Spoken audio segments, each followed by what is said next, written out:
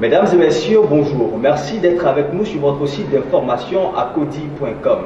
43. C'est le nombre d'étudiants arrêtés puis déférés à la maison d'arrêt et de correction d'Abidjan et de Grand Bassam lors des dernières manifestations organisées par la Fédération estudiantine et scolaire de Côte d'Ivoire pour protester contre les frais supplémentaires sur les inscriptions dans les établissements secondaires.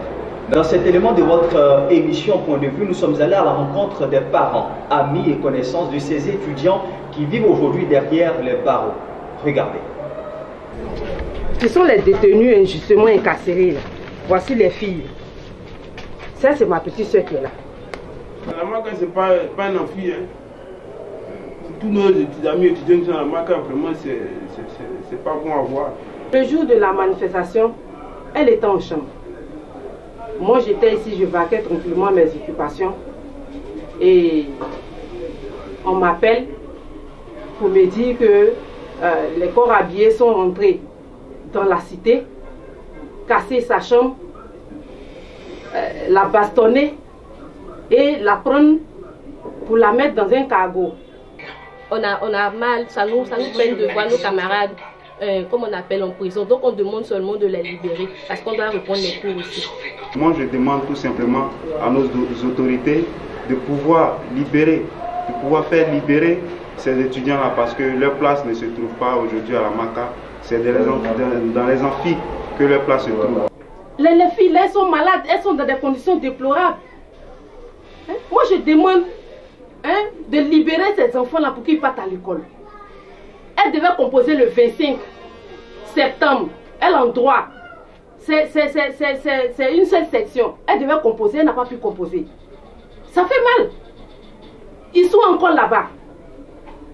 Des gens qu'on va les capturer dans leur chambre. Il s'appelle Tambis, il habite dans cette chambre et il a été arrêté également. Il y a 3 personnes qui ont été arrêtées dans cette chambre.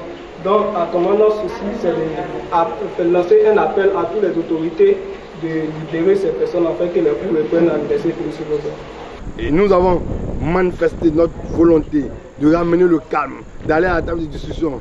Mais malgré cela, cela n'a pas encore satisfait, je le dis, puisque encore nos camarades sont en prison, cela n'est pas juste. Et nous demandons fermement, avec toute notre haine de voir nos camarades à côté de nous, qu'on puisse les libérer et qu'ils reviennent en cité universitaire, qu'ils reviennent pour en tout cas aller à l'école, pour aller dans les différents établissements dans lesquels ils sont inscrits.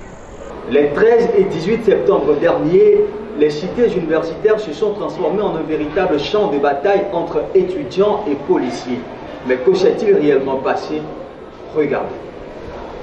Il n'y avait rien qui pouvait justifier l'action de la police et aux environs de cette cité-là, puisque nos camarades étaient à l'intérieur, ils n'étaient pas sortis de la cité.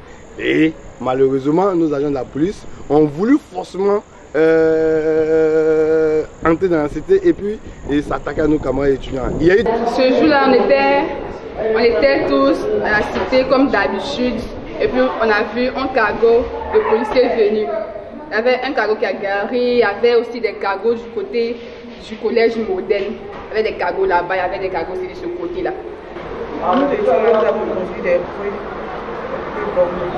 Les sorties, on a vu ça par la fenêtre, on a vu qu'il y avait des tirs ou des échanges. On était dans la chambre où les policiers sont venus, ils ont tapé avec des matraques, tout ça. Moi, c'est vraiment qu'ils ont cassé complètement défoncé notre son, un peu sur nous chicoter. Est-ce que c'est vrai, nous chicoter? Il y a eu des portes qui ont été vandalisées, des chambres qui ont été vandalisées, des portes qui ont été fracturées, des biens des étudiants qui ont été emportés et certains de nos camarades qui ont été violentés. Des filles qui étaient même en panne, qui étaient dans leur chambre, ont été enlevées des chambres et violentées. Pour moi, c'est une action vraiment grave, extrêmement grave.